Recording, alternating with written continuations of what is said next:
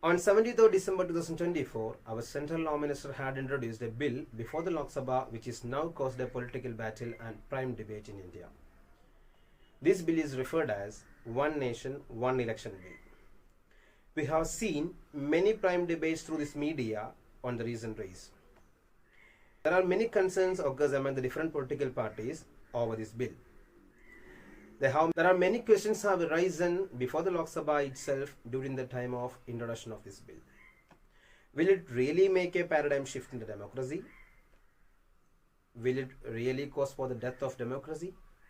Is it possible to make a changes on the economic, political, demographic and defense areas by this bill? Through this video, I am going to give a detailed analysis and study of this bill. Welcome to my channel. One Nation, One Election Bill.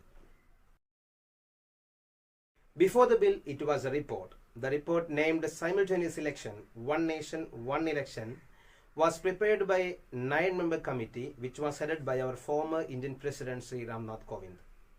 He submitted a report consist of 18,626 pages which is now available on the public domain.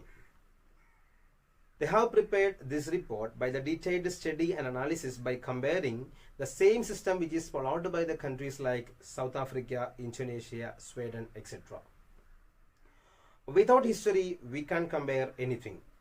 Whenever we go back to the history, there was simultaneous election during the years of 1952, 57, 62 and 67.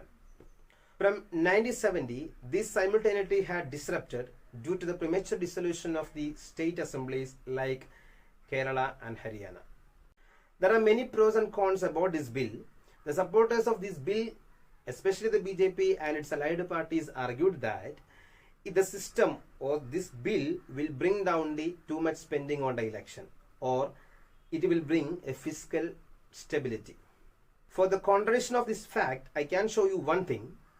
A non-profit organization based in Delhi had found that in 2019 election, Lok Sabha election, there was a spending of 60,000 crores. Nowadays, for the state assembly election, we are using the same EVM which is used for the Lok Sabha election. If we move towards the simultaneous election, we have to construct or we have to make an extra EVM. This will make an extra cost and the spending will increase more and more. Another argument forwarded by the supporters of this bill, it will reduce the voters' fatigue. I don't think that the voters will fatigue, because it is a chance got for each voters at least once in 5 years to elect their representatives. Unfortunately, in our system, there is no option for the recall. If there was a practicing of the recall representation, everybody will do the same even if they are fatigued.